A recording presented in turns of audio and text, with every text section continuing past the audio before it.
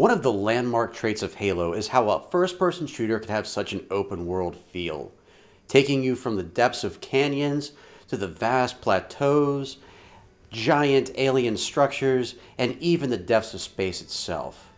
But now that Halo is 16 years old, do the same traditions still hold up, or have things changed for the worst?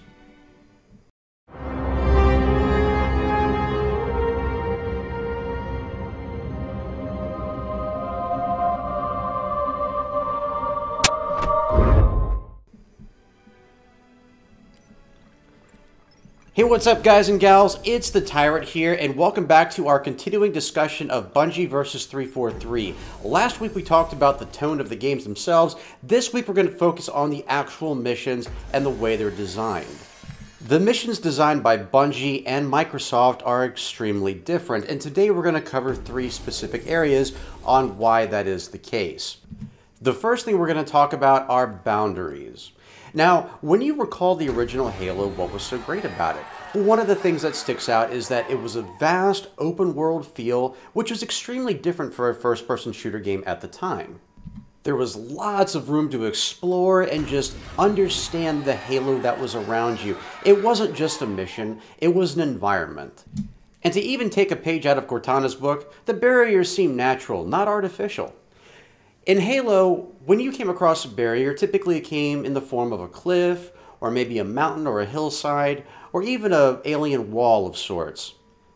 Nowadays, things have differed from that category, but again, let's step back and explore what barriers were in the original trilogy. Now, as I've said, in the original game, it came across as cliffs and mount walls and things like that, but you could still find creative ways to get around them. You could do explosions and rocket warthog jumps and that sort of thing, and you could really go out of bounds.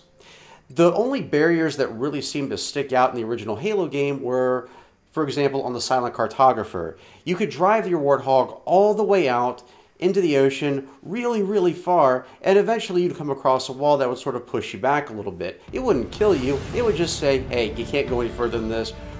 Our map is huge, but it's not that huge. And that's what she said. So then you look at Assault on the Control Room. This is the first mission that you can actually utilize a Banshee. And it's amazing how far you can fly with this thing. You can fly pretty far up, and eventually you do hit some sort of a ceiling that pushes you back down. Again, there's no consequence here, but it gave you a sense of freedom and the ability to explore the world around you. In Halo 2, it seemed a little bit more restrictive, not because they'd come across artificial barriers or anything like that, but the levels themselves just weren't quite as big. You did have some cases where, for example, in Outskirts, you could take different routes to get to your destination. You could even hop on top of buildings. In Metropolis, if you managed to get that Banshee, you could actually explore different parts of the city, and it was really cool and it was really wide open. After that, the missions typically were a bit more restrictive. When you look at missions like High Charity, it does tease you with pretty backgrounds, but there's not a lot for you to explore. At the same time, though, it still felt organic. And organic is a term that I use a lot. It's something that you could make a drinking game out of, but it would more than likely kill you, and I really don't want to have to go through that right now. When I say organic, it doesn't feel like it's in the way. It doesn't feel like it was put there by the developers to hold you back. It just feels like part of the mission. It feels very natural. Getting out of the map for Halo 2 and even Halo 3 was fairly simple, and even provided some useful shortcuts. If you look at the mission Delta Halo, you could actually launch the Ghost outside the map and use that to race to the end of the mission. Now, you had to hit certain checkpoints in order to allow the rest of the mission to load, but it was still a creative way to get there, and it was really cool to see that Bungie would allow you to do that. Even in Halo 3, if you look at the mission Floodgate, yes, it is barricaded by, fences and things like that. Same with the mission The Storm, but you can still get outside of there and explore additional areas of the mission that you normally couldn't. Bungie was very consistent with that for the first three games. ODST is really the first time we actually came across any real barriers, and they came in the form of Covenant energy shields, and it was an interesting way to put them in there. It still didn't feel out of place, but you could tell they were holding you back from things. So I wasn't really okay with that, but I understood the purpose of it. Remember, ODST was not a full game, it was an expansion. The first time we actually see any attempt to hold fans back and to keep them from exploring missions is Halo Reach. Halo Reach is a mixed bag for a lot of people. Some consider it to be the best Bungie game ever, and if you're one of those people, more power to you. That's great. I love the fact that you love it. It's still a great game, but for me personally, it still felt a lot different from what I was used to in Halo. Not just the way the story went, but also in terms of the limitations for Battlefield, and mostly the armor abilities. So Halo Reach was sort of a pivot point in that area. When 343 took over, these battlefield barriers, these return to battlefield barriers took over. They're in every single first-person shooter game made by 343 Industries. So if you're not familiar with this concept, or if you haven't encountered it yet because you're not really into the whole exploring thing, basically when you find a way out of the map, it can be used by either a vehicle, or maybe you just happen to stumble there for one reason or another. You have 10 seconds to return to battlefield. When you stay out too long, the longer you're there, the more the clock starts counting down, your screen starts turning red, and if you don't get back inbounds in time, you die. That's how it works. It seems extremely unorthodox for a Halo game, and I'm surprised to still have this in there, especially with some of the mission layouts that are given by 343 Industries, where you feel like there are certain places you should be able to go without it violating the rules. At this point in the Halo series, they don't just prevent you from exploring, there are actual consequences for it. And that to me is very un-Halo. It should not be around. And there are a few exceptions to this rule. There are places where you can get outside the map, and I have a feeling that when these games were made, 343 didn't realize that these things were possible. If you look at the mission Composer, for example, there are certain places where you can actually get above the station, and you've seen these in my legendary walkthroughs. It sort of helps you to get from one point to another without having to induce a lot of damage or having to fight some big pointless battle. And I have a feeling that 343 didn't plan for that or didn't realize that was possible, and that's why it's not giving you the return to battlefield countdown. You can actually get outside the asteroid station and look at where the chain guns are and fight some of those Covenant, not the chain guns, the artillery cannons, the MAC guns. But still, they didn't think that you could do that. Any places where they thought you could get out of bounds, they made sure that you couldn't do that. And this doesn't just apply to campaign, it also applies to Warzone and Warzone Firefight. When you get inside your Wasp or your Banshee, or your Phaeton for that matter, if you try to stray too far from the battlefield, it punishes you for it. And I'm not really sure why it does that. Sure, it doesn't help your team if you're trying to fly out somewhere, but should it really kill you? Should there be sort of a soft barrier there that sort of pushes you back, instead of actually making you pay for it? Because keep in mind, there are requisition points in Firefight mode now, or multiplayer in general for Halo 5. So when you lose that vehicle, you lose that vehicle, and it's a complete and total waste. So going forward, for Halo 6 onwards, I would like to see the removal of barriers. I can't think of a good reason for them to be there, and if you can, please let me know in the comments below. The next thing I wanted to talk about was mission design in general. When you look at one of the traditional Halo games, the mission layout was complex, but simple at the same time. And what do I mean by that? You always seem to know where to go. The missions could be huge and give you room to explore, but it also gave you a sense of direction. There were very few times in a Bungie game where I felt legitimately lost. One of the few times that I did was in the mission 343 Guilty Spark. There were a lot of chambers in that mission, and it's easy to get turned around, especially when you're trying to avoid the flood. Some people got lost in the library. I really didn't have that problem, but even if you got turned around there, it wasn't difficult for you to realize, hey, nope, I gotta go the other way. In 343's games, they started out well in some areas, but some areas are so large, and I can't believe I'm complaining about the large factor because we've already talked about the sandbox thing, but they don't give you clear direction. For example, if you look at the second mission in Halo 4, there's this big giant area where you arrive. It's the first big area in the game that you come to, and it doesn't really give you any clear direction on where to go. There's lots of different battle groups there, and that's cool, but you can get lost very easily if it's your first or second time playing, so you have to really feel your way through. Halo 5 has this issue too. There's a lot of different tunnels and stuff. It's cool that you can explore them, but there's not really always a clear path to go, and it can be frustrating, especially when you're dealing with Jackal snipers or Promethean Knights or things of that nature. So one thing I would like to see in future installments, and maybe I'm wrong here, and I want you to tell me if you think I am, but a more defined path. It doesn't have to be a straight arrow like we've seen in other Halo games.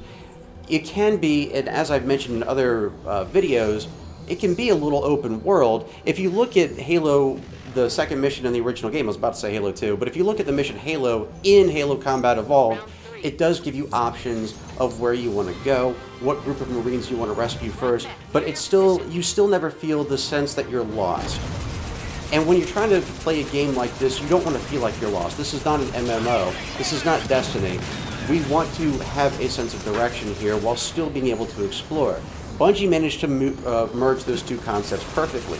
And it's not an easy one to do, but it's still one that's important to follow through the game. I've noticed going through Halo 5 that there doesn't always have to be a clear sense of direction, and it's easy to get turned around and ambushed, and that's not always fun either, especially when you're trying to make guides. There are side tunnels, which are kind of cool because they give you different paths that you can take. Not really paths, it's more like, I've mentioned this before, it's not so much that you have choices in these games, it's still a hallway. It's just a wider hallway. And in this case, you've got little ventilation shafts on the side, if you will.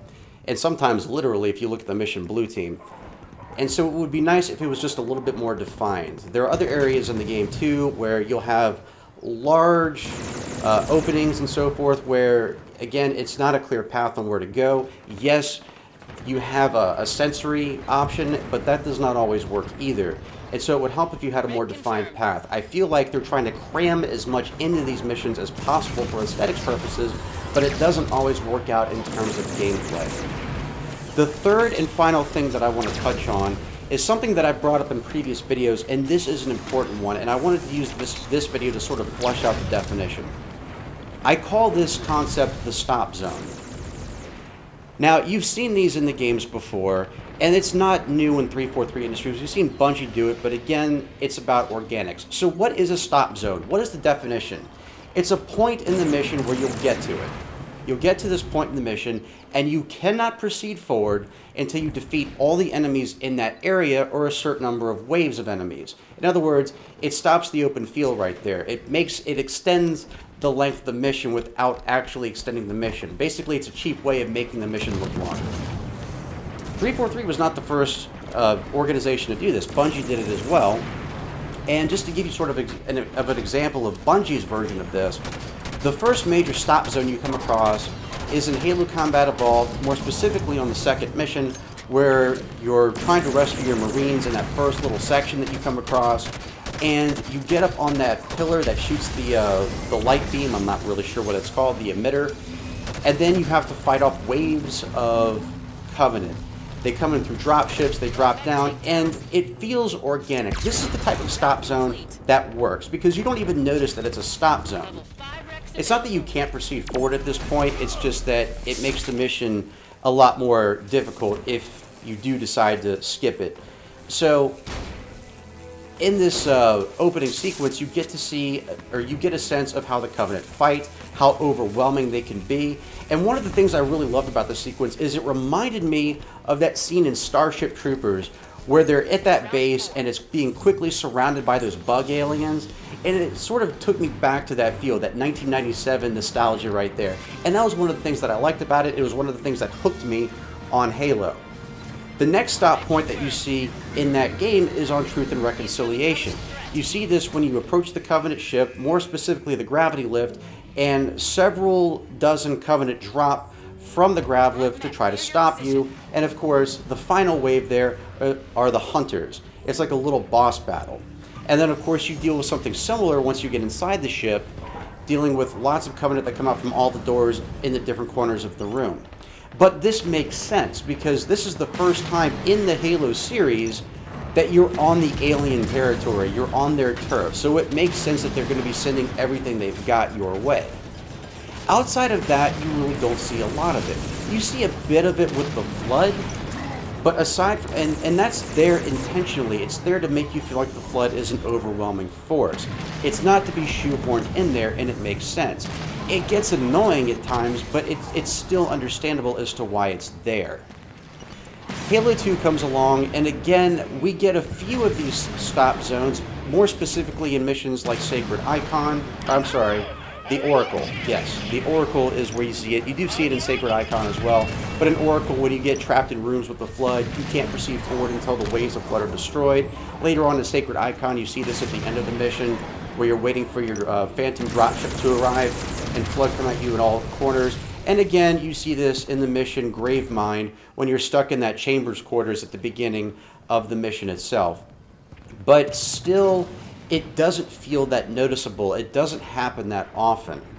When you fast forward to Halo, let me back up a little bit more. The first time you really see the concept of stop zones being abused is in Halo 3 ODST. If you look at missions like Kazingo Boulevard, you'll get to the end of the mission and for no reason you can't seem to really proceed. You have to get rid of lots and lots of waves of Covenant before they'll open up the gates to the Oni building for you. And so that felt a little bit awkward. And I understood this with ODST because the missions in general were short. Keep in mind, this is an expansion game, not a full game. So I understood why they were there. And they were also supposed to simulate firefight mode, which was new to the series at the time. They did the same with the Oni Alpha mission. Basically, you start out, you're trying to make your trek up to the building itself. You're on that incline with several barriers. It's exactly like the firefight mission in general. You get to the top, and you can't get inside the building until all of the enemies are destroyed, several waves of them. I know I say the word waves a lot too, but it does seem to apply pretty well. The same thing happens when you get inside the building. You're trapped in the middle, and you have Covenant coming at you from four sides. That is really the first time that seemed to be introduced. They used it in Reach as well, but not as much. Most notably the mission The Package when you're trying to hold out in front of Halsey's lab, and also the mission The Pillar of Autumn when you're at the landing pad. But again, these still felt a little bit more organic. Yes, they could be annoying, but it didn't feel like it was shoehorned in there. Now you fast forward to Halo 4. They started out well in this department. If you look at the first, second, and third missions, you really didn't feel like any of those were there because they weren't. You could speedrun those if you wanted to. The first time you really start encountering these stop zones is in Mission 4, entitled Infinity. And it's not just once, too. It's a few times. The first time you encounter this is when you're approaching the door, right after the cutscene. You go through this little area, and then you come to a dead end, a cul-de-sac. And that's when you have to put Cortana into the USB 27.0 port, whatever it is. And she says, all right, it's going to take me a few minutes to do this. And then all of a sudden, waves of Prometheans show up, and it's just kind of like, whoa, okay. And it just felt out of place. Keep in mind that Prometheans are a very different animal from the Covenant, literally, might I add. But they can warp in from out of nowhere. They're like magical creatures. They completely take you out of the whole experience of Halo in the sense that it seems environmental breaking. It just doesn't seem to fit well. I would like to see something like Promethean dropships or even drop pods of some sort, but something that feels a bit more organic than just being cheap and just warping them in. That doesn't seem to fit. But when you combine that with stop zones, you never know when it's going to end, and it just feels really cheap and shoehorned in there. And it feels like it's put in there specifically to falsely lengthen the mission, making it appear longer than it really is. Right after that little segment right there, you deal with another stop zone where again you've got a few waves of Covenant that you've got to destroy along with Prometheans in that area before a Pelican can swoop in and pick you up. But they're not done yet, because when you get to the end of the mission and you're trying to get the defenses online, once again you have to sit there and fight off tons and tons of Covenant ships, Covenant troops, and this lasts for quite a while. So now you've got this one mission where this happened a total of 3 freaking times. That is a lot. You don't see this much in the mission Shutdown or even the mission Reclaimer, but you see it again in the mission Composer. And in Composer, again, right off the bat, you have to fight off an invading force of Covenant that's trying to get in and invade the space station, the asteroid station. I forget what the name is, Ozenhoff or something like that. But you have to fight them off. Now there are ways you can get out of the map and sort of, you know, do skips there, which again, I'm almost 100% sure that wasn't intended. It just sort of worked out that way. But if you don't get that, then you have to fight off tons and tons of Covenant before you can proceed forward, before the door magically opens, and you can proceed towards the rest of the mission. And again, this happens at the end of the mission where you're inside the Mantis, and you have to fight off an entire fleet of both Phantoms and Banshees. So, again, it's just lengthening the mission. A Midnight is another example where Cortana's, having her trouble. She's trying to get portals open, and so Chief is sort of, stuck in this area while Prometheans keep warping in and just coming in from different parts of the room, and you're stuck there and you can't proceed until you've killed the certain number of Prometheans that are required of you. Again, that was annoying. It wasn't even fun to do that at that point. Now we enter Halo 5, and it seems like stop zones are an integral part of nearly every single mission. If you look at the mission, for example, Unconfirmed, that's the first time you land on the Meridian world, you have at least 3 stop zones in that mission, including the ending. And it blows my mind that those are there. It just does not feel like Halo. It doesn't feel as expansive as Halo. It just is trying to force you into these certain positions. You fast forward to Excavation, and that's pretty much what most of the mission is once you get to that elevator.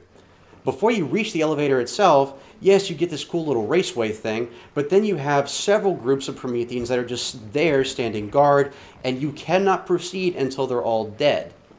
When you get into the elevator itself, once again, you're stuck there until you defeat 3 additional waves of Prometheans. 2 minutes remain. And again, that takes the feel out of the game. You should be able to just wait it out if you really wanted to. I'm not complaining about the aspect of fighting things, but you should have options, and you just don't there. Again, when you fast forward to Reunion, this is probably one of the more... It happens less in this mission, or at least it feels like it does. But again, you get to the part where there's a door, or I'm sorry, you're trying to get up to activate another control panel or whatever, and there's a barricade of Covenant there with a couple of shade turrets, and you can't proceed until they're all dead.